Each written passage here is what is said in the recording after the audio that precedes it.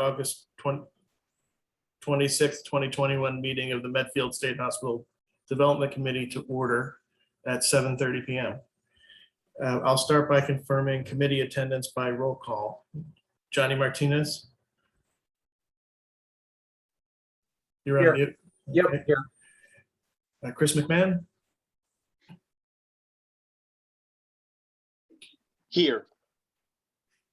Gus Murby. Here, finally. Todd Treobanco, I am here. I believe we are also joined by Assistant Town Administrator Nick Milano, who's ex officio member of the committee, as well as Sarah Raposa, our town planner. We have Mike Mitchell of Mass Development tonight. Mass Development is providing technical assistance and financial support to the committee's efforts, as well as Eric Bush and Erica Schechter of Peregrine Group, who have been retained through the Mass Development funding. So I'd like to welcome everyone tonight for the second of our developer presentations and interviews this week. Thank you again for your patience. Our guests tonight are from Pulte Homes of New England, led by Mark Como. But before we hear from him, I just want to go over a few quick housekeeping items. Our meeting is going to be limited to 90 minutes. We do have a lot to cover in that time, and so I'll appreciate everyone's cooperation in helping us stay on schedule. The format will be roughly 20 minutes for the developer presentation, 35 minutes for committee questions, which will incorporate some pre-submitted questions from town department heads and members of the public, and 30 minutes total from our outside reviewers. They are from the Medfield Historical Commission, the Medfield Historic District Commission, Cultural Alliance of Medfield, and the Medfield Energy Committee. We'll not be taking any questions from the public tonight that were not submitted in advance to the town's website. To the extent that we do receive comments or questions via the chat function, we will take those under advisement and follow up with the developer after tonight, along with other questions that we do not get to this evening just due to our time constraints. And once again, Eric Bush of Peregrine will act as our timekeeper tonight and help keep us on track. So Eric, I can hand it to you now, or we can go straight to the team from Pulte. Yeah, I think we can go straight to Pulte. Just want to point out that please keep it to 20 minutes. So I will be keeping track of time and let you know when there's 3 minutes left. But we're trying to really keep it on time for that 20 minute panelist invite.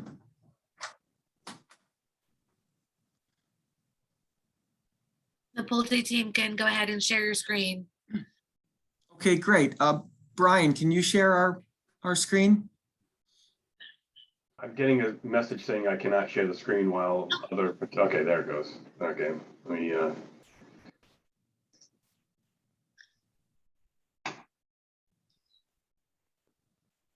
You got it? I think so. Can everyone see the screen? Okay. Yes, great, thank you. Okay. Can we start the 20 minutes now? Thank you, Todd, for the introduction. Good evening, everyone. My name is Mark Mastriani, and I am here as one of the representatives of Pulte Homes of New England. We are grateful to be here tonight and to have the time to present our Medfield State Hospital redevelopment proposal. I'd first like to introduce a few other members of our Pulte Homes team that are here on the call as well. We have worked at Pulte together for a long time, and we have all been involved in creating and submitting our proposal. With that, I'd like to introduce Mark Como, Mike Travellini, Brian Lupian, and Jim McCabe. But before I turn the presentation over to Mark Como, who will walk you through our proposals in more detail, I wanted to acknowledge all of the work and all of the time that the town, you all, and so many others have put into this important property over the last several years. We very much respect all of your efforts and all of the community meetings that went into putting together the master plan and creating the rezoning and creating the RFP to allow for the opportunity to redevelop this property into something special. We believe our proposal checks the box of many, if not almost all of the stated goals provided for in the RFP. Our proposals address Medfield's housing needs by creating a home ownership, vibrant community full of new homeowners who will become contributing residents in the town of Medford. Residents who will immerse themselves in the community, pay taxes, shop downtown, and maybe even volunteer some. Our proposals provide exceptional financial benefit to Medfield and all of the Medfield residents. At closing, at our property closing, and in perpetuity, we imagine the town could do so much good with a large influx of money. Our proposals provide for a sustainable development with extremely energy efficient homes. And our proposals will provide safe and public access to the incredible open space surrounding the redevelopment parcel. And so many other benefits we will discuss here tonight and also hopefully discuss in future meetings.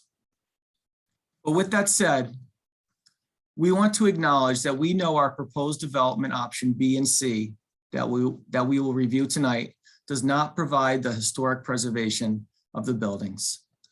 Our review of the RFP was that the preservation and rehabilitation of the historic buildings was encouraged where feasible, but it was not required. We mean no disrespect to the town, anyone whose vision may have included the rehabilitation of the existing buildings. We read all of the documents and we respect them all very much, and we respect all of the work that the community has put into this opportunity. We did not think that preserving or rehabbing the buildings in our options B and C was a deal killer or a reason not to provide a proposal, especially when our proposals are so strong in so many of the other Medfield goals for the site, and our company has so much to offer. Our proposals aim to maximize the value of the site for the town, to provide your town of Medfield and all of your Medfield residents an exceptional and acceptable financial positive impact. Preservation and rehabilitation is the most important goal for the site. We did provide option A, which allows the town to retain a lot of the disposition property and historic buildings, and allows us to create a smaller residential community at this very unique property. Medfield is an A town. We all know that. It's an amazing community in itself. And this project site is so special with so much to offer. We have followed this site for many years, waiting for the chance to hopefully be involved in its transformation. We are really excited about this opportunity and what we could create together. With that opening, I'd like to turn the presentation over to Mark Comeau. Thank you. Thank you, Mark. I appreciate that. Again, I'd like to reiterate what Mark said. We're very thankful for this opportunity. We appreciate this. We've been following the site for quite a while. I know we only have 20 minutes, so I'm going to go through and hit all of these slides as best I can. We are Pulte Homes of New England. We're a wholly owned entity of Pulte Group, Inc. Pulte Group has been traded on the New York Stock Exchange since 1981, and we're valued at $14 billion. We have 26 divisions across the United States, of which our New England division is one. We entered this market in 1994. Since that time, we've acquired and built and sold over 9,000 homes. Nationally, we have done the same with 700,000 homes. We have extensive experience with these type of projects, large campus-style communities. Currently in Westboro, the Westboro State Hospital is being rehabilitated in 700 units. In North Reading, the John T. Berry campus is being rehabilitated into 500 units. And several years ago, we did a site in Waltham that was formerly the Middlesex County Sanitarium, and that was rehabbed into 270 units. Next slide, please. Here's the development plan narrative. There are three separate options right here, A, B, and C. We recognize, and you know this, that this is a once in a lifetime opportunity for the town of Medfield. We respect that. We understand that.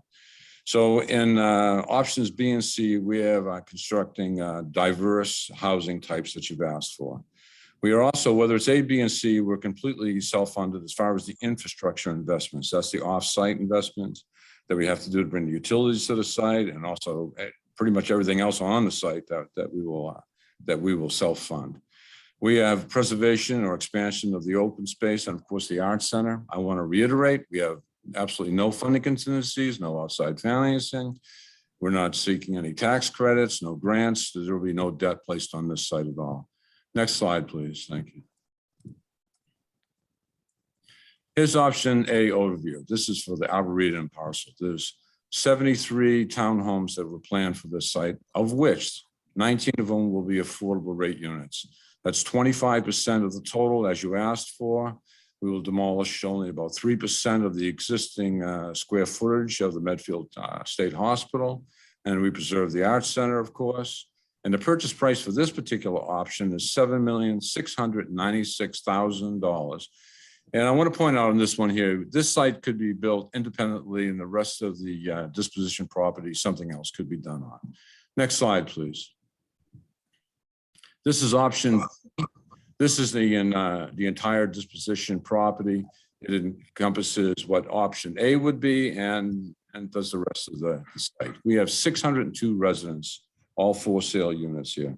We have a diverse housing mix of 450 for sale garden style residents. Those are 50 unit buildings that you see around the center of the site, and 152 townhouses. Of the total, 151 will be affordable rate residents. Again, that's 25% of the total. There'll be a mixture of underground and surface parking. So if you look at the 50 unit buildings there, they all have underground parking. There'll be 50 spaces under each one of those. That preserves open space. And we've built that product before, and it's it works very, very well. Again, we preserve the Cultural Arts Center. The purchase price for this particular option is $29,158,000. Next slide, please. This is option C. This is the most diverse option that we have here. Again, it utilizes the entire disposition property. It'll have 702 for sale and apartment residences. It's a mixture of 250 garden style residents for sale, 152 townhouses, and 100 age restricted for sale garden style residents. And in addition, 200 apartment residences. So the 100 residents for over 55 over there in the blue on the right-hand side. The apartment community, what we envision here is that the permitting process will be done under a friendly 40B. That's advantageous for the town. That means that all 200 of those units will go right down to your affordable inventory right there. And that far exceeds, or it exceeds the 25% affordable condition that you've placed here. We will preserve the Cultural Arts Center, and the purchase price for this particular option is $44,108,000. Next slide, please.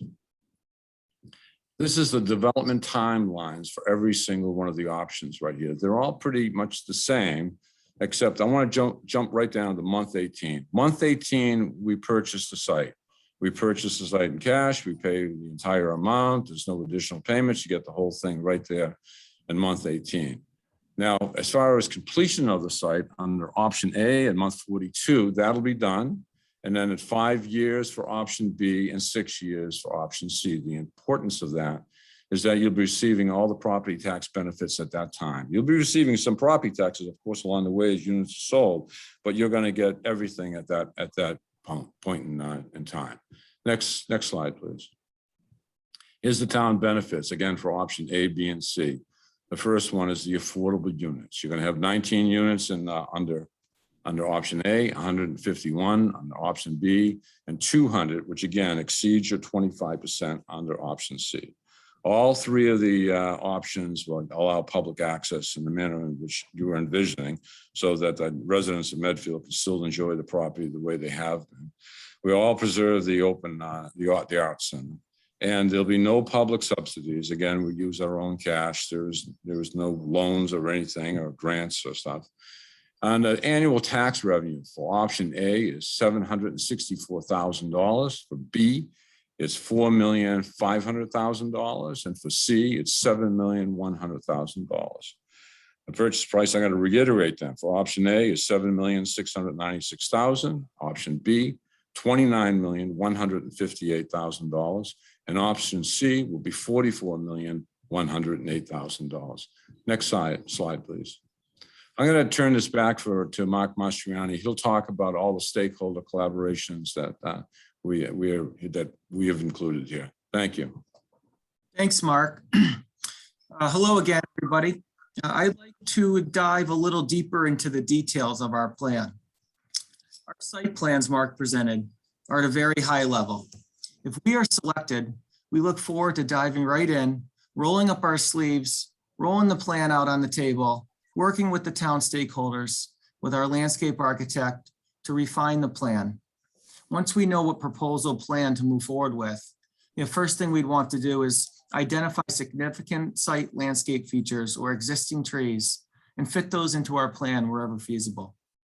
We will work to finalize the siting of the buildings to take advantage of the incredible long views, especially those views out to the west, to maximize open space and green space, and to work with the land to the maximum extent.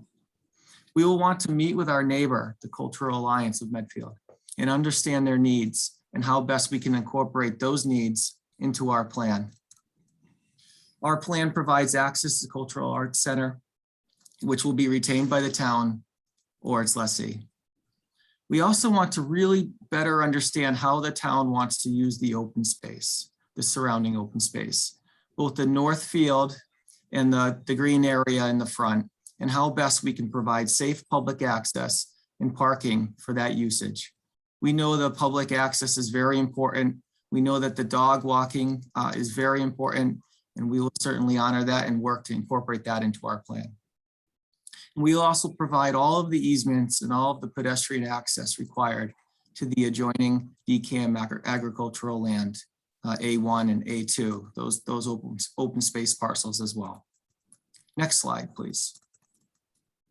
So moving to our building plans and the design of our homes, I really want to take time to highlight the sustainability and energy efficiency of our new construction homes. Our building program includes building Energy Star rated homes. Our homes are extremely energy efficient, which reduce greenhouse gas emissions compared to other homes. We are proposing an incredibly tight building envelope.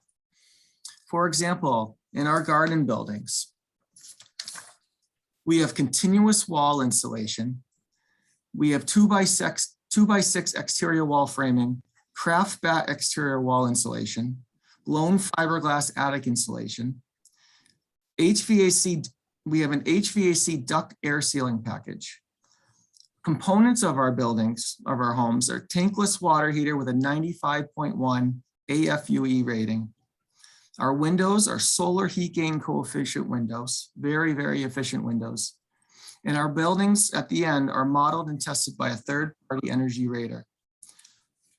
In addition, we are proposing to install solar panels on all of the rooftops of the garden buildings. And those features I mentioned are for our garden buildings, and our energy in our townhomes are equally as energy efficient. But for the sake of the time in the 20 minutes, I won't have time to go through the features of the townhomes. For water conservation, our design includes low flow faucets in bathrooms and kitchens, and low flow shower heads and toilets in the bathrooms. Our shower heads and toilets will be water sense labeled. In getting back to the site design, we will incorporate low impact development techniques into our plan to further achieve a sustainable development. For instance, we'll have a comprehensive stormwater management system designed to improve water quality and really maximize stormwater infiltration. We are proposing underground parking areas below our garden building, resulting in a reduction of impervious area, again, maximizing open space and green space. And we will be adding electric vehicle charging stations throughout our site. And as an added feature, we will also be offering an electric car charging outlet in all townhomes. Next slide.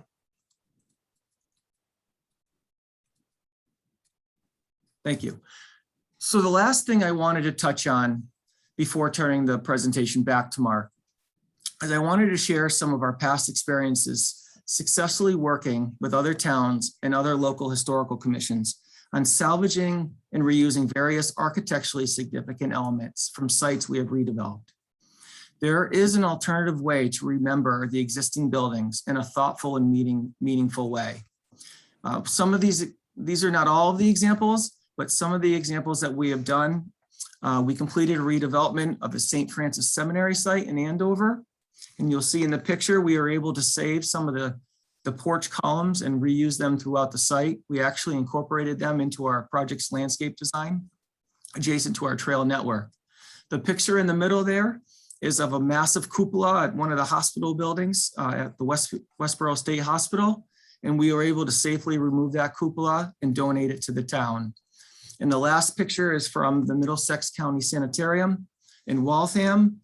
We were able to save that giant clock from one of the hospital buildings, and we donated that to the Waltham Historical Commission. So for our option development plan B and C, we would really like the opportunity to work with the town of Medfield and work with the Historical Commission and work with the Historic District Commission in a similar manner. Mark, back to you. I know we're running tight on time here.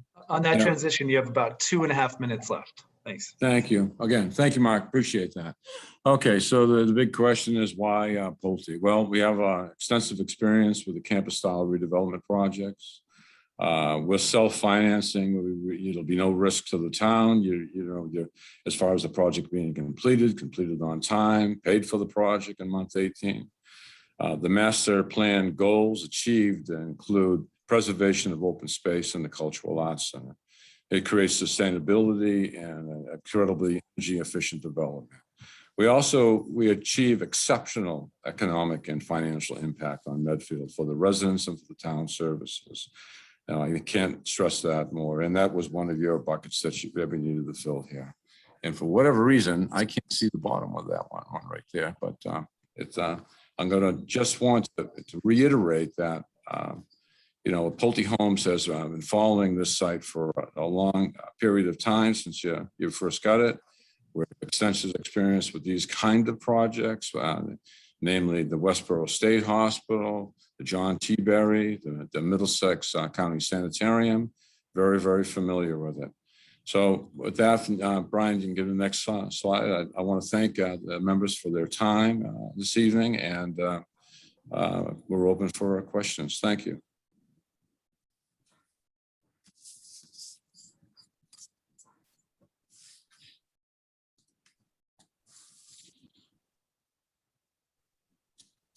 Okay, well, thank you very much. We're now going to have about 35 minutes of questions from the committee, which incorporates some questions that were submitted by members of the public. There are 4 of us here tonight. So guys, I'm going to suggest we try to do 7 or 8 minutes each. I'm sure I speak for everyone when I say these questions are designed, for the purpose of further information gathering and not challenging certain aspects of the proposal, just trying to understand the thinking better and the experience better. So I'm going to go ahead and go first. And, I think a fundamental question that I have, you mentioned your experience in Westboro and North Reading with redevelopment of sites that were previously associated with closed state hospitals, and you went through a process with those towns selected you, and then you developed something that those towns were interested in having on their site. So I'm curious to know if those properties, if you know whether they were on the historic register, and if so, whether there was an agreement like we have with the state where there's a presumption that if historic preservation is feasible, it will be done. So can you tell us any more about your experience in the other towns? Yes, absolutely. I can try that, Todd. So at North Reading, that situation was a little bit different because the state actually removed all of the buildings back in 2008, and that was prior to the transfer to the town. And then subsequently, obviously, we bought the project from the town. So the buildings were already removed by the time we took over.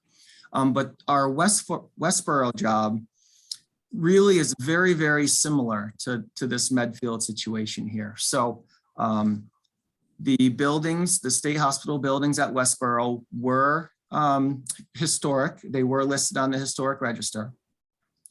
When the transfer happened from the state to the town of Westboro, there was a MOU or MOA in place, so a memorandum of agreement with the town of Westboro and the Mass Historical Commission and DCAM.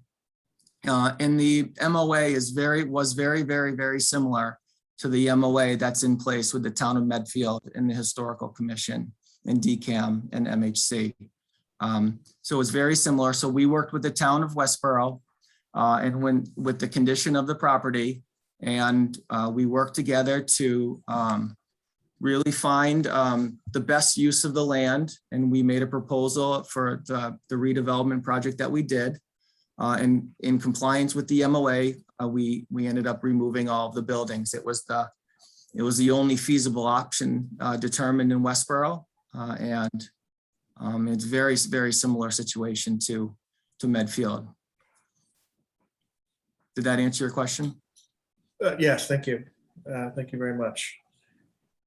So it seemed pretty clear, and I think you also said tonight that in all these different options, A, B, and C, that you're covering all of the necessary infrastructure costs, and that sounds like the town's obligation is zero. Am I understanding that correctly? You are, yeah. So if we were selected as the developer, we would work to finalize the design and obtain all of the approvals. And then after the transaction, we have all of the financing, we're self-financed, and we would provide all of the infrastructure to the property and do all of the construction on the property and all of the marketing and all of the sales. So yeah, you understand that properly. We're self-financed. We're not seeking any state funds, taxpayer monies, none of that. Todd, I'd like to just clarify, that's for B and C. For A, we would use the current infrastructure that's in the road.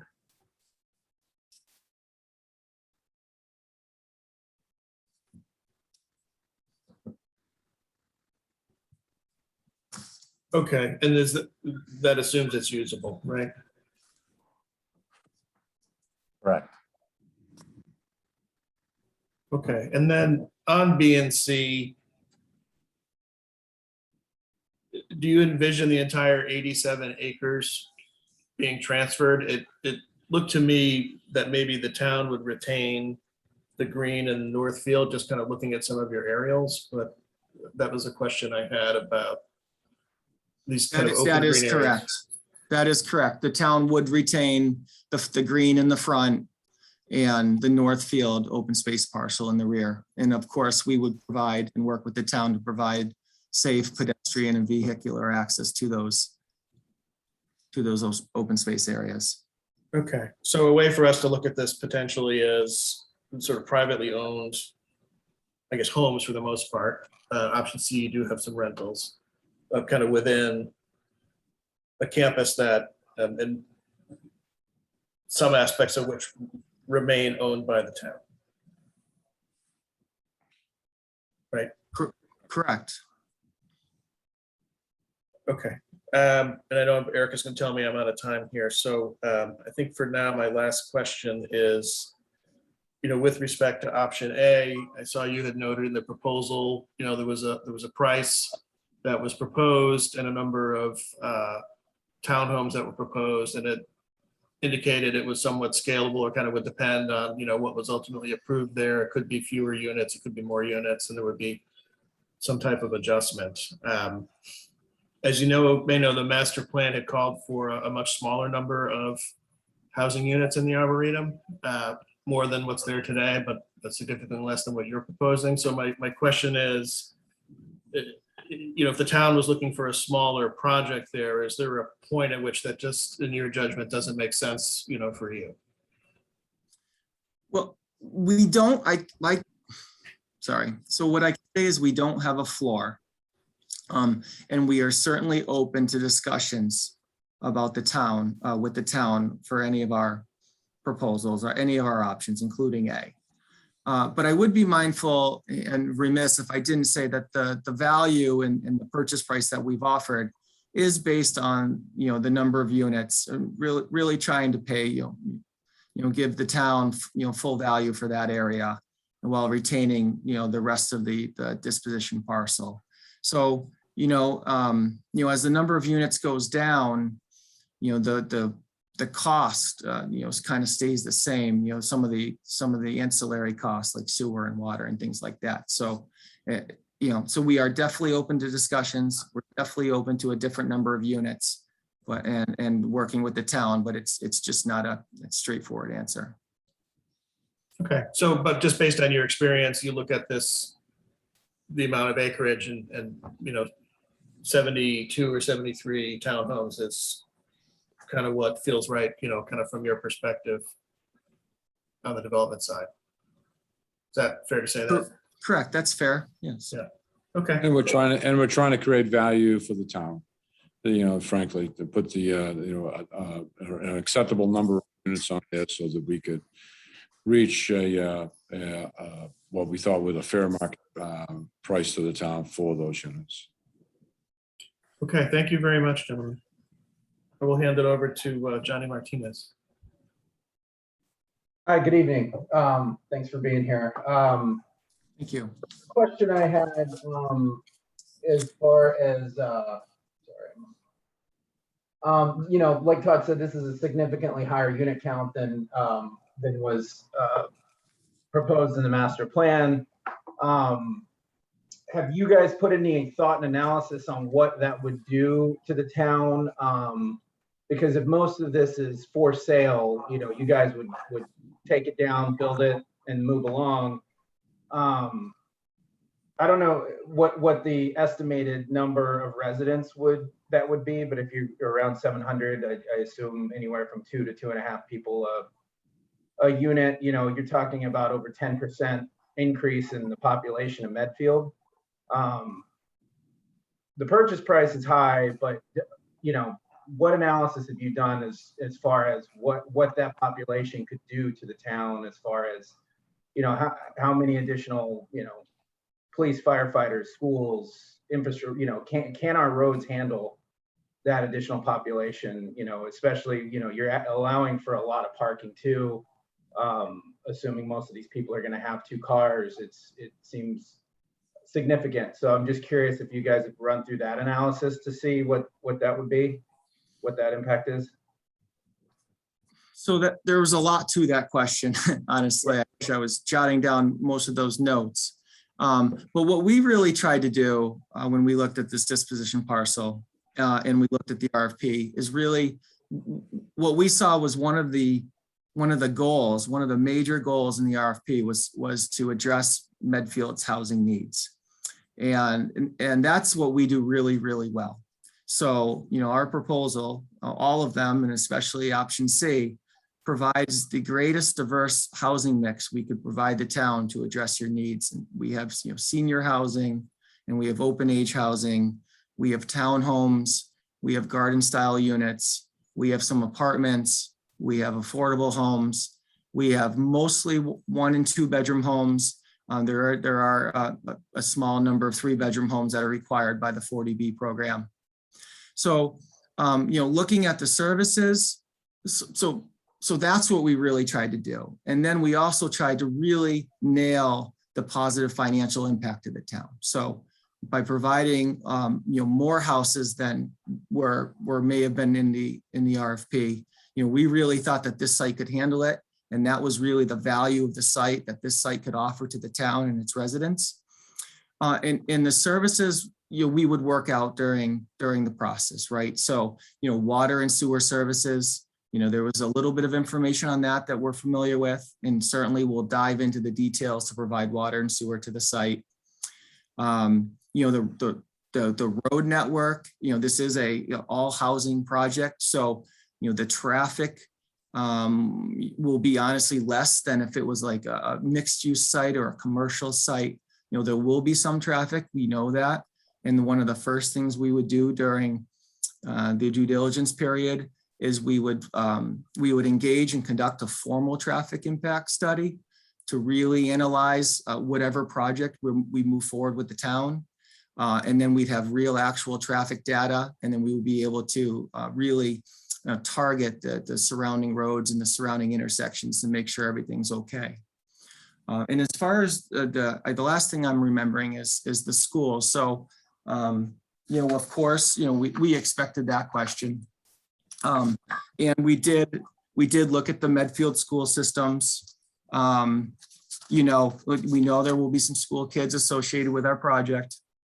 And it looked like in the last, 10 years or so, consistent with other across the state, frankly, the enrollment in the schools has been going down. So, my numbers show that there's 2,500 students roughly in the school system in Medfield today, and 2021, and 10 years ago, there was over 2,900 kids. So it's actually 428 students now than 10 years ago. And so, under our scenarios, under our projections, option A has 37 school-age kids. Option B has 113 school-age kids. And option C would have 142 school-age kids. So we know that, those are students, and we know there's a cost associated with those, and we factor that into our analyses. But it also looked like the school system had capacity, and that would actually work out really well for the town. And then I'd be remiss if I didn't mention. So these are homeowners. They're paying property taxes annually, lots of property taxes. So we've, on our slide there, we showed the annual tax revenue to the town for all three options, and Mark had it. So option A was 764,000. Option B was 4.5 million. And option C was $7.1 million. And that's annually. So, that's a significant amount of money that the town could use year after year to address. Who knows? I'm sure you guys know, the projects and the needs of the towns, better than I do at this time. But and Mark, I just want to jump in quickly too. We did net those gross numbers out. For each proposal after the town service charge, taking into account police, fire, and school, for option B, the town is netting just under $2 million. And for option C, the town is netting just over $3 million after service charges. And that's annually. So there's a significant amount of revenue there for the town, I think, to cover some of those extra services that would be required of this community. Thank you. And another thing, the whole reason Medfield bought the property was to have control. There was fear that the state or somebody could come in and throw a large housing project up there and increase, units way above what people would be willing to do. And, this is obviously a lot higher than anything that's ever been proposed up there for B and C. Ultimately, how would you answer to the townspeople who would probably, seem to be overwhelmingly against large amounts of units in the town? I guess besides the revenue, which could be attractive to some, I would assume this would alter Medfield going forward, just population wise, and just, but maybe for the better, maybe not. But I guess, what have you seen in other towns of similar size? Have you guys worked in a town this small? And what impact that size of a development would have on it, and how you kind of square that with the residents? Yeah, that's a good question. I guess what I would say is that the number of units is really just a number. I mean, it's how the community feels, right? So whether it's 500 or 400 or 600, if the community is designed right and the impacts are mitigated correctly, then I really don't see the difference in the number of units. What we really saw, and again, my opening really wanted to stress, we respect all of the community meetings that have happened. We really, truly respect all of the work that you all have put into this site. But when we read the RFP, there was more than one goal in the RFP. And the second goal in the RFP was a positive financial impact to the town, not only now, but well into the future. And, the number of units really, helps that, frankly. And the other benefit or the other goal that was all over the RFP was to address Medfield's housing needs. And we have, in our proposal, has a lot of homes in it, but it has a lot of diverse housing types that we've gone over tonight, and really, really provides Medfield, that addresses Medfield's housing needs. So, I know it's a lot of homes, but, if we do this together and we do it correctly, and we look at all of the impacts, and it could be a really amazing development. That's what we're proposing. And the other things that are important to the town, the access to the cultural access parcel, the access to the amazing open space that surrounds the site, the pedestrian access, the dog walking, all of that will be preserved and could even be enhanced. That would be what I would say to the residents of Medfield. Thank you. I think I'm probably getting pretty close, so I'll pass. I had a few questions about historic and environmental, but I think there are folks on the call that are better suited to ask those questions shortly. So I'll pass the baton. Okay, thank you. Let's go over to Chris McMahon. Thank you very much. I enjoyed reading your proposal. Certainly some of those numbers were eye-popping, so it made me want to read more. I think Johnny actually hit a lot of my questions. One of the things that I think a lot of Medfield residents are sensitive to, and people in government, is the water and sewer, right? I don't know if you know this, but right now there was a somewhat contentious discussion about one of our wells on the south side of town, and there's an relatively expensive, I think it's $10 million project going on there right now. I might be wrong on that number, but that was what I remember. If I did some quick math on the option C full build out, you might add about 2,100 people to the town's population, which is about an 18% increase in the population. So I don't know if you have anything to add to this, but given that the town is sensitive to water and sewer, it might be something that we really need to discuss further ahead of time, because it might be a larger issue than you had supposed. Have you already known about this and have accounted for it? Yeah, so we have, what we know is the information that was provided to us in the previous sewer and water reports. We certainly fully expect that if we were to move forward, the first thing we would do is engage our consultants to really dive into the water and sewer systems of the town and really understand where they're at and what it would take and what we would need to do in order to bring water and sewer to the development. Okay. All right. Thank you for that. If I can make a note there, did you say 2,100 people is what you were thinking of? Yeah. So I took in option 3, if there's an average of 3 people per unit, I got to about 2,100. I could be high on that. Yeah. I was just trying to extrapolate. Yeah. what So, we- 50% of those garden style buildings have 1-bedroom units. So we don't anticipate that 3 people will be living in a 1-bedroom unit there.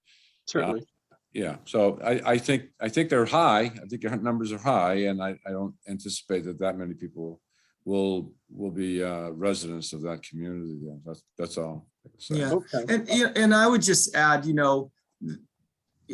like I mentioned to Johnny earlier, I mean, we are very open to working with the town. We do it routinely. We're professionals. We would, I don't know if there was a magic number. Our proposals was our best foot forward. What we really wanted to do was to maximize the value of the site. We wanted to offer the town what we think that the site is worth. And so, if there's a different number of homes, we are certainly open to working with the town. Now, it would, obviously have an impact on the purchase price, but, there's still a significantly high value to the property, and working together, I'm sure we could arrive at that perfect balance. Fair enough. Fair enough. Okay. And then Johnny also touched us on this a little bit. I did in option 3 with a full build out. If the average has 2 cars, and we can debate that, you could get between 1,100 and 1,400 cars on site up there. It'd be interesting to learn a little bit more about that and how you could handle that. And then just as we talk about options 2 and 3, would you envision a full rollout such that all the units would hit relatively? I was looking at the timelines here. Yeah, so that's a lot of homes to hit the market in a relatively short time. Can you talk a little bit about if this is going to be phased, or is it going to hit the market and all these units are going to be available? And what do you think effect that'll have on existing housing stock and values for current residents of Medfield? Great question, Chris. So the first question you asked was about cars, and how we'd be able to handle them. So in our garden style buildings and our experience, we usually provide between 1.6 and 1.9 parking spaces per unit. And we do that in the garden style buildings by a combination of underground parking, which is under each building. And also we supplement the parking with surface parking spaces. So we're easily, we have a lot of experience with these type of buildings and communities.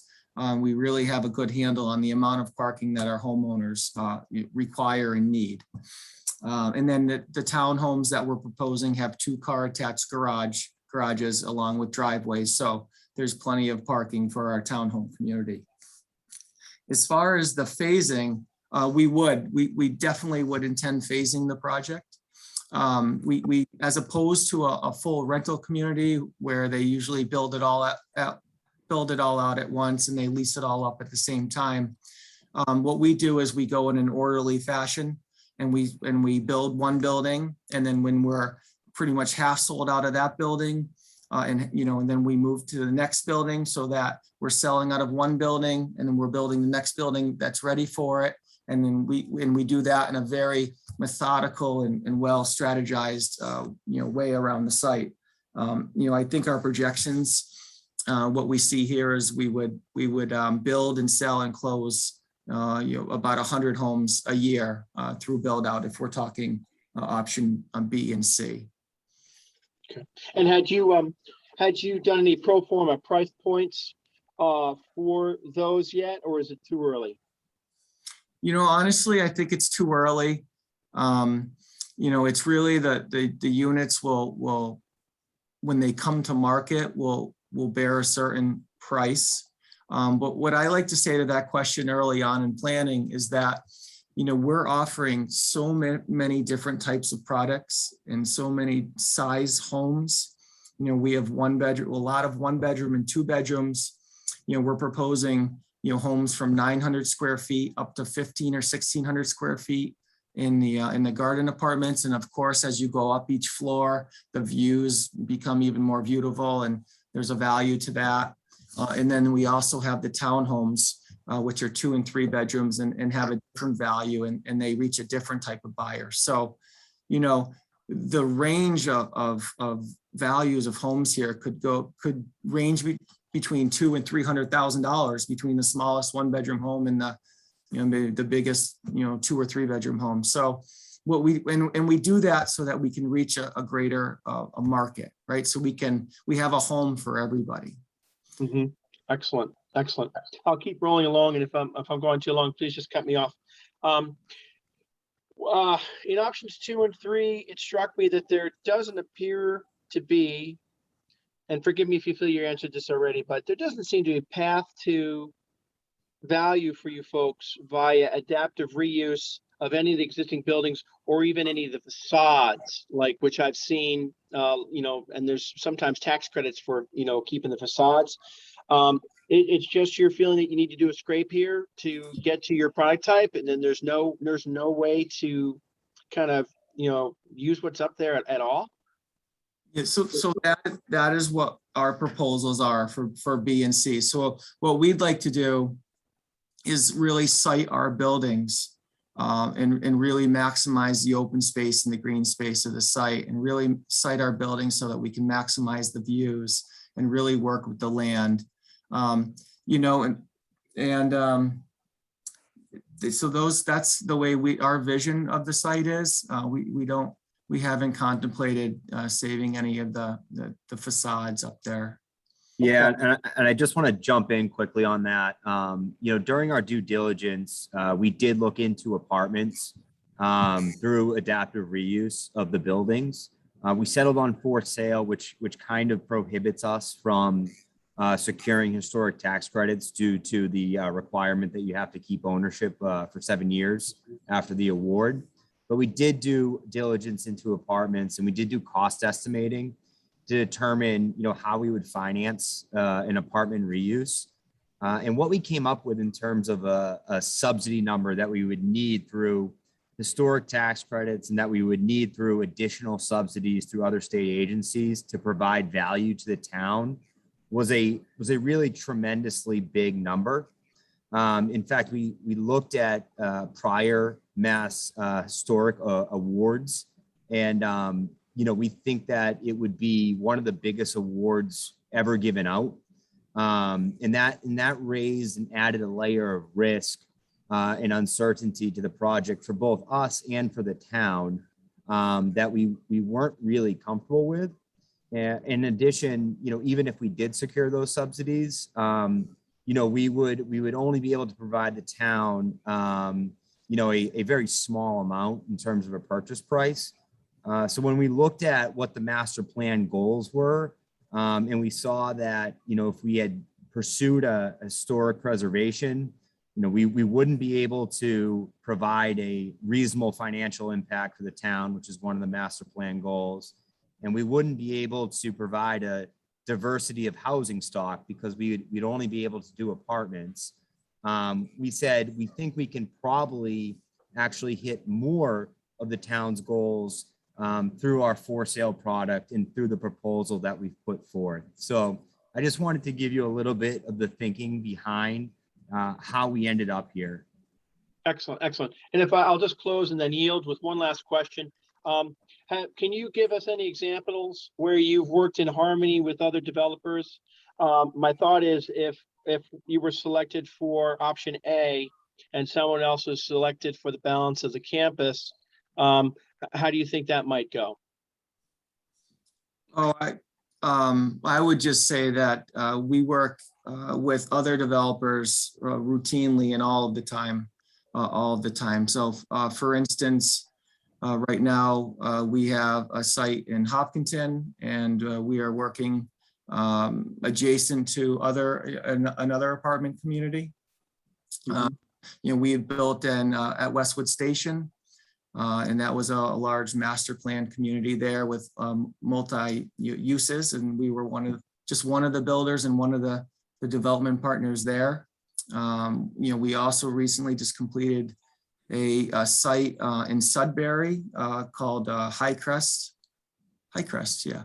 And that was a community with many different users. There was an apartment complex next to us, and a senior living in front of us, and it also had some commercial component. And we're also just about to break ground on a site in Woburn, which is a large, multi-use project with they're actually lab work, a lot of lab, and has a senior housing adjacent to us. So I think a long-winded answer to say that, we work with other developers routinely and all the time. And I think that's exactly why we delivered and provided option A. We wanted to give the town that option, and we certainly would be open to working with other folks. Thank you very much. I appreciate it. Okay, thank you, Chris. So Gus, let's go over to you. Eric Bush, I am not sure how much time we have left in our segment. Yeah, we have about 3.5 minutes left. Okay, well, Gus gets 8 minutes, so it could be tricky. Yeah, I'll try to cut down. And I have to start first. I do want to apologize to you all from Pulte, the other meeting participants, for my being late. I didn't realize that was the gating constraint on being able to start the meeting, and I just wound up getting into a bind. I want to share a couple of perspectives, and they're not all questions there, but if you think my perspective is wrong, I'd like a response.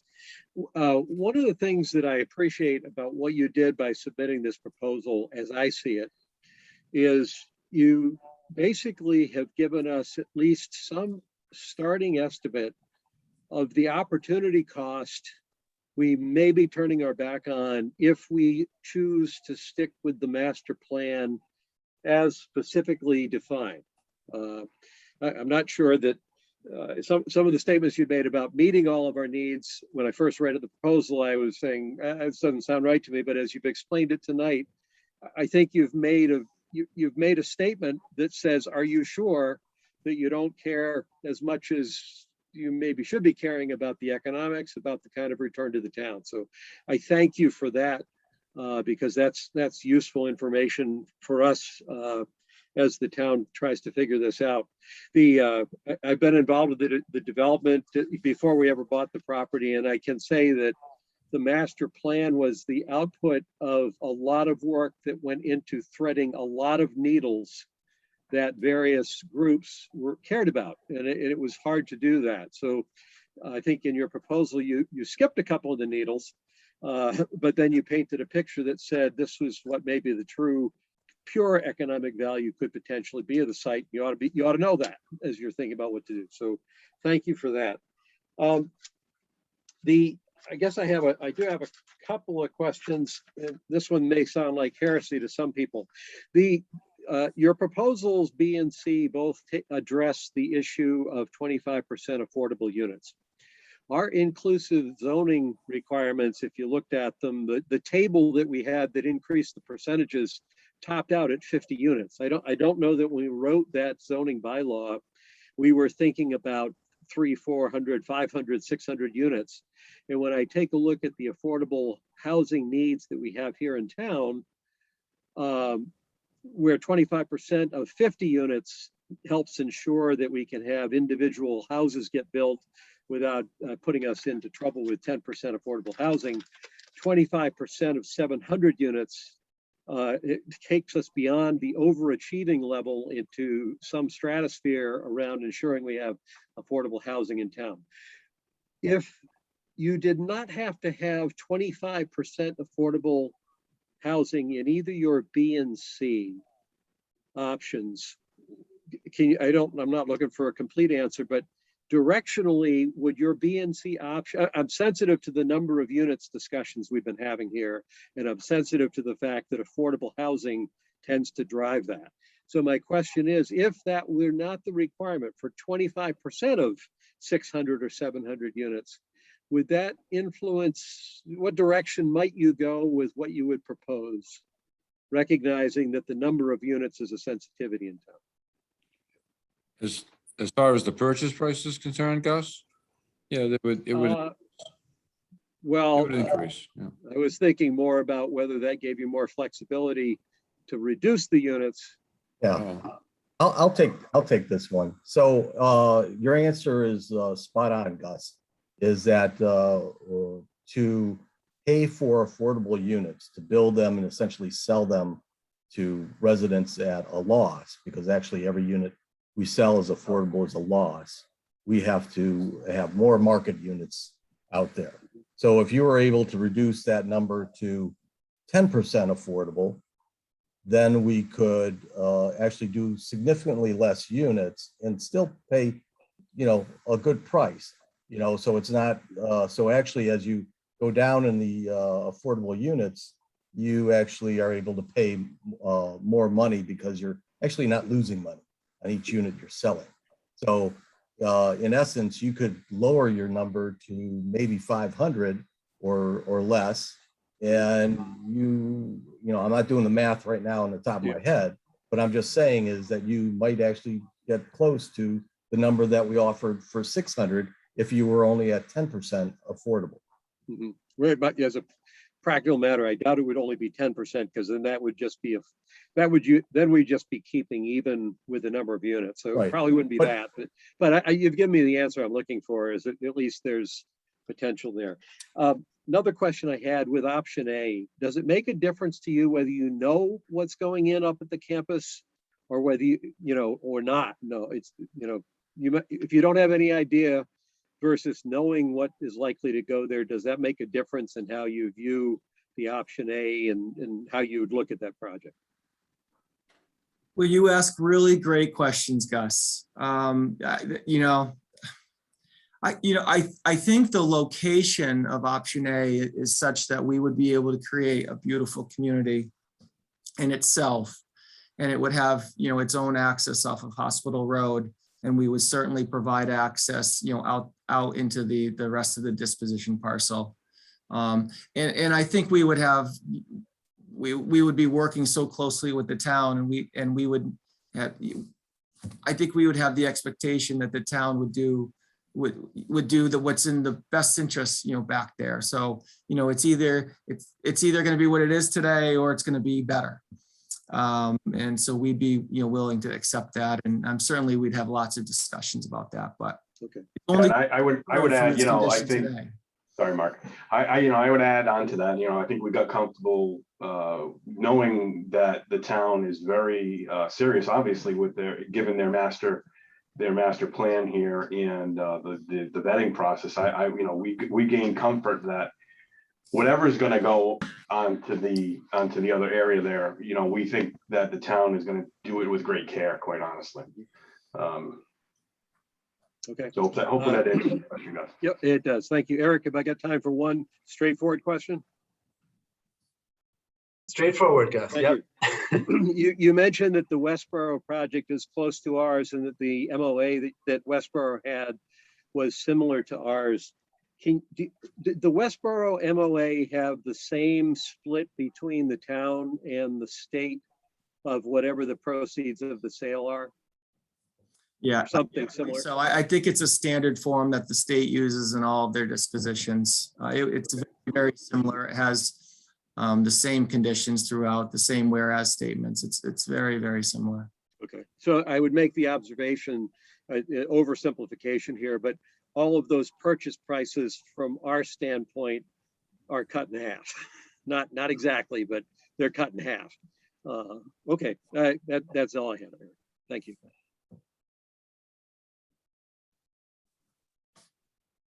Todd, I think that wraps it up from a time perspective. Yes, very good. So now we'll move on to the outside reviewers. We have the Medfield Historical Commission and the Medfield Historic District Commission. I'm not sure if we have Mike Taylor and David Temple, or. I just promoted Mike. Okay, and so we'll do 10 minutes for Mike here.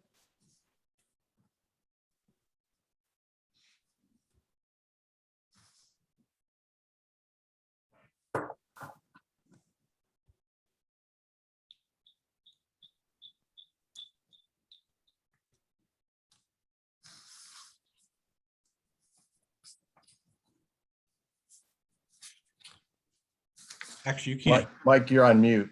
There you go. All right, let me start all over again. Can you see me?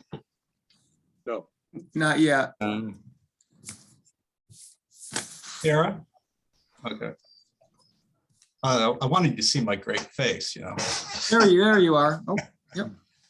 So I chair the Medfield Historic District Commission, which is a little bit different from the David Temple's Historical Commission. And the Historic District Commission, we really oversee the historic district. So whereas the Historical Commission, they do more of the archaeological and dealing with demolition delay in parts of town that aren't part of the historic district.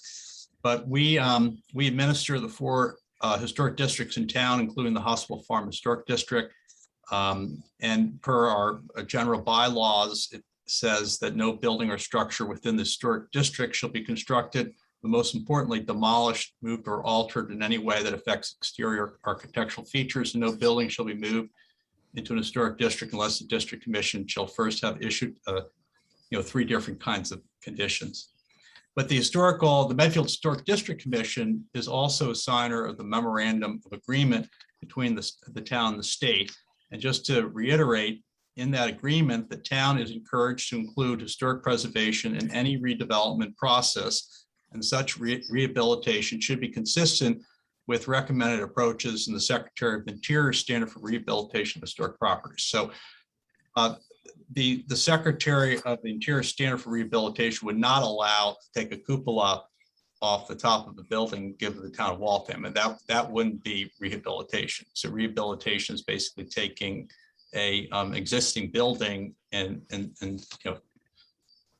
doing adaptive reuse to that building. But my real question is, you have about 75 projects listed on pages 31, 33 of your presentation that represents about 9,196 units. Did any of them follow the standard historic preservation tax credits from the federal and the state level, and also follow the Secretary of the Interior Standard for Rehabilitation of Historic Properties? So I'll take a stab at that, but Michael, I don't believe it. We have done any of that. Yeah. And it wasn't like a setup question, but I do know that some developers are focused on building new units, as you obviously do very well. If I was an investor, I'd invest in your company. But some other developers focused on historic preservation. We also focus a lot on for sale home ownership housing too. So yeah, a lot of the historic tax credits are not available to our developments because they're not strictly rental. Yeah, you have to, as you pointed out before, you have to hold the property for 7 years before you sell it. And so if that's not your model, it's not your model. You have to rent it. Yep, correct. Yeah. Correct, yep. But you did mention that you evaluated the feasibility of rehabilitating some of the buildings on the rental units, and the math really just didn't add, or maybe you said it was kind of break even. But what you are proposing is townhome and garden style buildings. And do you think that those buildings on page 11 reflect anything historic in nature? In your opinion, does that mirror what's up there now? I'm not sure I really understand the question, but no, well, I mean, I'll jump in a little bit, Michael. What some people will attempt to do is, when they tear all the buildings down and create a new development, they'll still try to recreate the atmosphere of the initial campus through new construction. Now, you're not gonna get the historic tax credits for doing it because it's new construction. But for instance, you could take the footprints of existing buildings around the old section of the campus and try to recreate them with new construction and underground parking and all that. But what you're doing in some ways is you're emulating what was originally there. So and my question was, do you think that the town home and garden style buildings do any of that? So Michael, I'll jump in here quickly. We totally understand, kind of where you're coming from. We understand the sort of engineering of the buildings is unique and has a historic type quality to it. And I think that we'd be open to discussing with the town when we're coming up with our final engineering plan, if we can, mirror the existing footprint in some way that preserves view corridors, that preserves the, sort of open space characteristics that are up there now. And most importantly, really preserves the Cultural Arts Center as kind of a keystone to this new project. And you know, it preserves the historic nature of that building and retains it as a destination for the residents of Medfield. So I think, you know, we're going to give a lot of thought, even though we're not, you know, preserving each and every building, to, you know, what is up there now and how we can, with a newer product, try to preserve some of those characteristics that exist today. Well, so most people that walk their dogs around the campus, they're doing it in part because of these beautiful old buildings that they can walk by. And our commission, I think both commissions, basically feel very strongly that the quadrangle, what we call the quadrangle, is the most important piece that should be saved. Now, that certainly supports your option A, which is, hey, but we could do a great job redeveloping the cottages. And the cottages, from our perspective, are not as important. But if you redevelop the cottages, you have to make sure that whoever might be trying to take advantage of tax credits up on the main campus, you don't want what you do down the cottages to impact their ability to take advantage of those tax credits. And it sounds like, well, why couldn't you? But it's easier said than done. I got another question. Is the so you have a permitting process on page 13 where you talk about local permitting, and you list the Medfield Planning Board, the Medfield Conservation Commission, the Medfield Department of Public Works, the Medfield Building Department, but there's no mention of the Medfield Historic District Commission. And the only place where you mention anything involving a Medfield Historical Commission is at the state level. And so the Medfield Historical Commission, the Medfield Historic District Commission, we were signers of the MOA. But when we signed the MOA, the Medfield Historic District Commission, or my commission, did not give up its right to still, review right for the demolition of buildings. We obviously wouldn't want to stop a development project from occurring, but we are, you ought to include us as part of the permitting process, because in order for you to get a building permit, you'd have to get our approval. So. You're absolutely, Michael. I just wanted to acknowledge that we are aware of the guidelines for changes within the Medfield Historic District document. I have it in front of me. And under the local approvals, you're absolutely correct. We're aware, and we should have listed the permit or the approval from your Historic District Commission. And now I'm going to open it up to David's group, the Historical Commission. He asked me to ask David, does he have, or anyone in his group, have any further comments or questions? And then I can yield to the floor. If I can interrupt for 1 second, there's about a minute left. I apologize for being the timekeeper, but that's trying to keep us on track. Unless David said something, why don't we, you will yield the extra minute to the Cultural Alliance.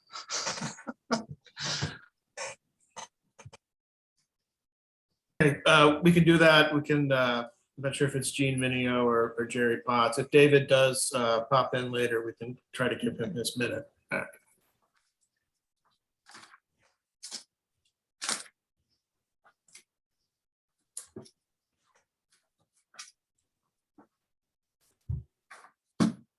I did promote David just in case he did want to say anything, but then Jean and Jerry are also promoted.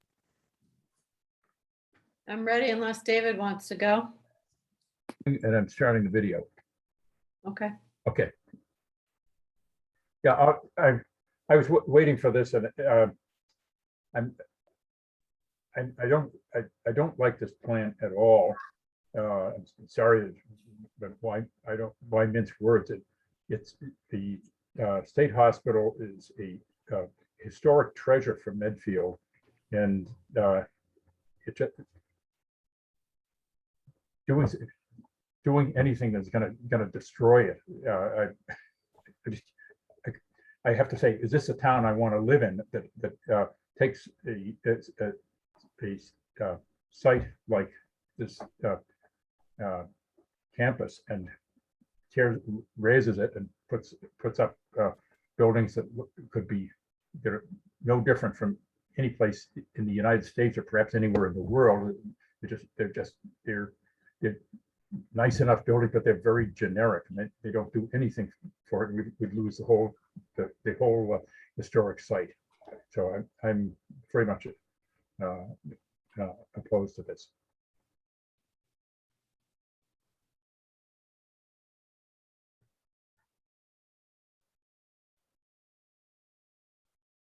Okay, thank you for your input, David. Why don't we go over now to the Cultural Alliance?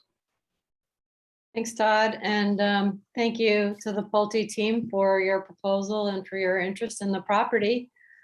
The Art Center, I'm going to pick up on something that Mike Taylor had touched on with the historic tax credits, because the Art Center project has received $900,000 in historic tax credits already. We're on track to receive what we expect to be about $3.5 million with the state and federal tax credits combined. These would likely be lost in the event of a substantial demolition, new construction project that could overwhelm the historic chapel.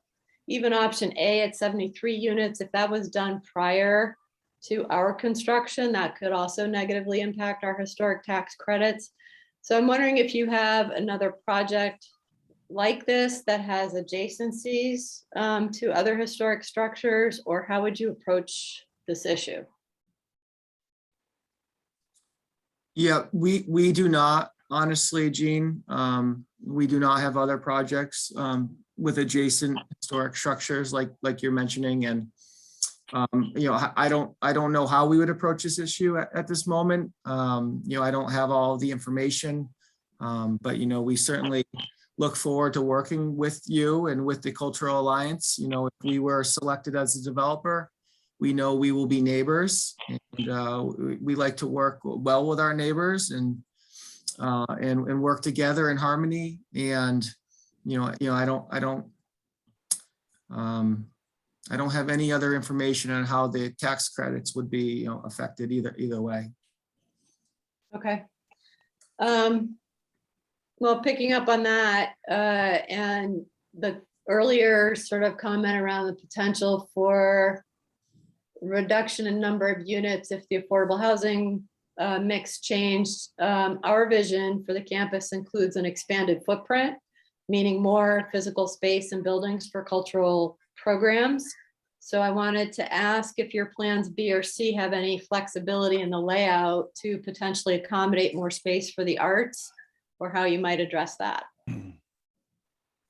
It's really hard to say without knowing specifics on exactly what the Cultural Alliance might be looking for. On our options B and C, we did a lot. The space and the parcel for the Cultural Alliance parcel. Our plans do have flexibility. I mean, we are aware that our plans are not final. We fully intend to, if we were selected, to work with the town to refine the plans and improve them. Work with a lot of the wonderful features that are on the property. And so we do have flexibility, but without knowing exactly what you're asking for or what the request is, it would be really hard to say whether there was additional room without losing additional units or additional buildings. Fair enough. Do you have any experience in housing or live workspace for artists? Or how might you include artists within the housing? Some other proposals have included like an artist preference to make sure that some units are essentially reserved for artists. I'll jump in. I think we would be open to discussing a similar artist preference, but we would really have to communicate with the state just to ensure that we're meeting, all the sort of fair and equitable access goals for affordable housing. But it would certainly be something that I think we'd be open to discussing. Great, thank you. And then last question on the parking. You mentioned that a number of your units would have parking underneath. The leased space that the Cultural Alliance has does not accommodate enough parking for our needs as it is. And our lease also stipulates that that parking lot is shared with any other development around us. So I'm wondering how you might propose to also accommodate visitors to the Arts Center within the surface parking. Yeah, so I think that goes back to really working with the Cultural Alliance and really looking and sitting down. You know, we have not met, you know, we have not worked together yet. And I think what we would need to do is really sit down and really understand your needs and what the parking issues are. And seeing how we might be able to work that into our development proposal and plans. It's hard to say without knowing exactly. I mean, if you're looking or needing, 5 additional parking spaces or 100. And, we have to also understand, like, what time of day, are your parking space needs. So it might not overlap with our max parking demand. So if your parking needs are during the day and our parking spaces might be more empty during the day, we could certainly create a shared parking program or something like that. And there's so many different ways, we could accomplish, things. It all starts with conversation and working together. Good, thank you. Jerry, did you have something you want to add? Yeah, I do have one question. So there's a difference between being a neighbor and a partner. And it feels like in the proposal that, and I'm going to paraphrase it a little bit, but you sort of repeated that you're allowing the Cultural Alliance to be there, but we have a 99-year lease there. And there's nothing in this proposal that seems to think that that's valuable for your development, that the development is the housing, and it's lots of housing and a lot of money to the town, but the Cultural Alliance and the other things that were in the master plan as being important to the community didn't come up in your discussion until about 40 minutes into it. And so I didn't see anything in the proposal that it feels like, neighbors can put fences up and that's great. Partners work together, and we weren't really kind of addressed anywhere in there as being of value. And there's some developers who view something like a cultural arts center and the arts in general as a catalyst, but that didn't seem to come through. So I guess, could you articulate a little bit about how you view, beyond just being a neighbor, the Cultural Alliance, the arts in Medfield into our community? It's something that was very clearly came through in all the visioning sessions as being very important. Is that something you just hope the Cultural Alliance takes care of, or are you committed to doing something to also preserve and promote that? Yeah, hi Jerry. Those are great thoughts, and that's a great question. So, we very much appreciate the Cultural Arts Center. We are envisioning that we would be neighbors, and we're not envisioning, fences make good neighbors. That I apologize if that's the way we came off. It was never our intention. So we very much appreciate what you do. I'm sure our homeowners and future residents would very much appreciate the Cultural Alliance and the arts and the history in Medfield. And we know, or we've been planning our plan to provide safe access to your parcel and really incorporate your development or your program into our plan. So we very much appreciate that. And in our proposal, it does include a large sum of money, payment to the town. And our envision there is that the town would be able to do wonderful things with that money. And and some of that money could be used towards the Cultural Alliance and to do great things there. So but just to clarify, we're not the town, and the $3.5 million that we lose in historic tax credits by you demolishing the buildings means that's $3.5 million that we have to raise more of nonprofit funding. It's not funded by the town. Our deal with the leases, the town has been very generous in giving the land and the buildings. We're not expecting support from the town. We have said all along, we as a nonprofit, it's up to us to be able to carry our weight, but when the weight increases by 3.5 million because of our partners, or I should say our neighbors' behavior, it's more than a fence. It's kind of tearing down the fence and taking 3.5 million from the other side of the fence. It's a painful thing, to see that proposal, to kind of go with David Temple said, losing those buildings is not just losing an amazing, location, but isolating the cultural center and removing the 3.5 million is a major financial hit on our project. And to not have any discussion other than the town will get paid a lot of money, that's a real problem for us. So I don't expect that you're gonna have an answer on it, but I want to make clear that's real money for a nonprofit organization. 3.5 million is significant. So. Well, Jerry, I'd just like to say that, we do value the Cultural Alliance and the arts. So just so you know that. But we also understand that, we're at the very beginning of this process, and that, as we go through the process, we'll see where we are and how we can accommodate you. And also how maybe the purchase price, maybe there's a price going to the town and maybe there's a contribution going to you, frankly. So I think we have to look at all those things as we go through the process, as opposed to, the full dollar amount going to the town. Maybe some of it's going to the Cultural Alliance, since if we give it to the town, half of whatever we give to the town goes to the state. So I think you just have to, all the partners need to sit down in a room and have a conversation of like how to make this work for everybody. And I think that's the important thing, is that we're too early in the process at this point to have those conversations until we understand what path we're going down. If we're going down path A, B, or C, it's significant differences. And if we're modifying B or C in certain ways with units and everything else, we're open to having those conversations. And I think that having the Cultural Alliance is an asset, frankly. And we look forward to building near you and having, your influence throughout the community. Thank you. Appreciate the answer. Todd, if I could chime in, we're just a bit over the 10 minutes. Okay, great. Well, so let's go over to the Medfield Energy Committee. I know it's been a long evening. Got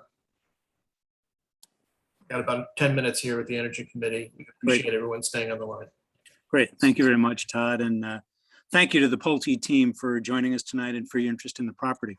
I've got three fairly straightforward questions, I think.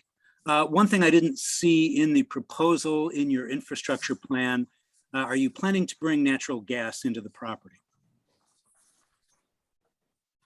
We are, yes. Yep, Jim. We are definitely planning on bringing natural gas to our homes. And I assume that will be used for heating as well as, cooking hot water. You mentioned the on-demand hot water heaters. I assume those then are gas as well. They are, yeah, very, very efficient, heating and hot water, very reliable systems. Okay. Given the state's goal as passed in the Next Generation Roadmap for Climate Policy, as well as the Baker Administration Climate Roadmap, which is trying to achieve a net zero carbon emissions by 2050, and explicitly states that we need to eliminate fossil fuels as heating, a source of heating in buildings in the Commonwealth. How does this development, between the time you finish building it and 2050, approach that net zero goal? Well, I think the buildings that we're building are very efficient buildings, and we use a tankless hot water tank to heat not only the water for the homeowners, but it also is a unit that heats water that is is used in a hydronic forced warm air system that heats the unit. Now, all these systems over years will need to be replaced, and frankly, there are electrical heating systems that are available today, but they are not very reliable for the consumer. And as a person who's selling for sale homes and warranting these homes, we do not like to put in units that are not reliable. And so there's been experience at Pulte with some not in New England, but actually south of here in a more milder climate where they did do electric, HVAC systems, and they were just not, they weren't even reliable in that climate. So I think, between now and 2050, I'm hopeful that the technology changes and improves significantly as people focus on trying to get to net zero. Because in the past, there wasn't a lot of focus on net zero, frankly. And we're all for that. We actually have electric appliances and things, but these units will be easily convertible at some point when technology is there that allows you to have electric, HVAC systems, and they all will need to be replaced, frankly. And of course, since these are for sale units, that will be on the homeowners then at that point. Yeah. Yes, it will, but these units are all managed by an HOA. There's an HOA that manages and monitors all the HVAC systems and the tankless hot water tanks. And they all, will work to make sure that these things are, as they start getting replaced, are being done in the proper way. They cannot just go in there and replace it without approval from the HOA. And if that's the guidance where everybody's trying to get to net zero as we get further down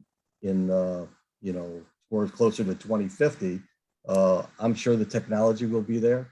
Hopefully there's enough electrical generation that will supply us with the electricity to power these all new net zero cars and appliances that we're producing. But we're hopeful that someday in the future, we have better technology that has a better system to actually heat the home. Okay, so you talk about the energy efficiency that you're going to be pursuing in the buildings. The Energy Star program states that the Energy Star 3.1 standard achieves between a 10 and 20% energy efficiency below a code-built home. So are you aiming to be even more efficient than that, or is that kind of the range you typically end up in? Yeah, we're technically higher than that, frankly, and I can't, I'm not technically astute enough to speak to exactly the specifics of that, but I know that our homes are actually built above that standard today, and we'll continue to strive to make them even more and more efficient. We've done a great job. These buildings are very tight. We have to put in special heating, special ventilation systems because they're so tight to make sure that you recapture the air and make sure that everybody's breathing safe air, frankly, in the building. Yeah, and so this may be a more technical question. Maybe Mark has the answer, since you said that these were going to be incredibly tight buildings. Code is 3.0 ACH 50. So what is your target for air infiltration that you're going to be aiming for? Yeah, I don't know what that is off the top of my head. I would have to look that up and get back to you. Okay. Yeah, because we did send some follow-up, hopefully, questions you received that we would like to get written answers. And so if you could provide that sort of air infiltration rate, and I assume these are fairly standard building designs that you have done in other places. And if you could provide some energy performance data from some of those existing buildings, including the air infiltration in air changes per hour at 50 pascals, the energy use intensity, the square foot kBTU per year. That'd be very useful information for us to help evaluate.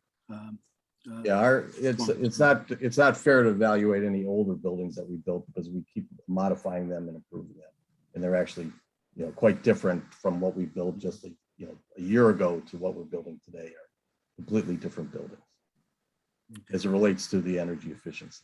Okay. Great, Todd, I will yield back to you. I have the information I need. Okay, thank you, Jim. So again, I just maybe summarize kind of next steps here. I mean, we appreciate your time this evening. We do have some additional questions that we will forward on if they haven't already been forwarded on. We'd like to kind of follow up with you after this meeting. And then just in terms of the general process, there is a 30-day review period for the state and some others that ends around Labor Day. So as a committee, we're looking for feedback, probably shortly after Labor Day, and then be looking to reconvene and, kind of sort through what we've heard tonight and what we've read and, any other additional information that we might be able to receive from you. So thank you again for joining us. And again, apologies for getting started a little late, but we appreciate you guys joining us tonight. Thank you. We appreciate that. Thank you. Yeah, thank you very much. Okay, so that is our only business tonight. Do we have a motion to adjourn the meeting? So moved. So we have a motion by Johnny. Do I have a second? Second, Is that Chris? yes. Yes, that's second by Chris McMahon. So we'll do a roll call vote. Gus Murby, Aye. Todd Trebanco, I will vote aye. Chris McMahon, Aye. Johnny Martinez. Aye. So the motion is approved and our meeting is adjourned. Have a good evening. Thank you. Thank you. Thank you, everyone.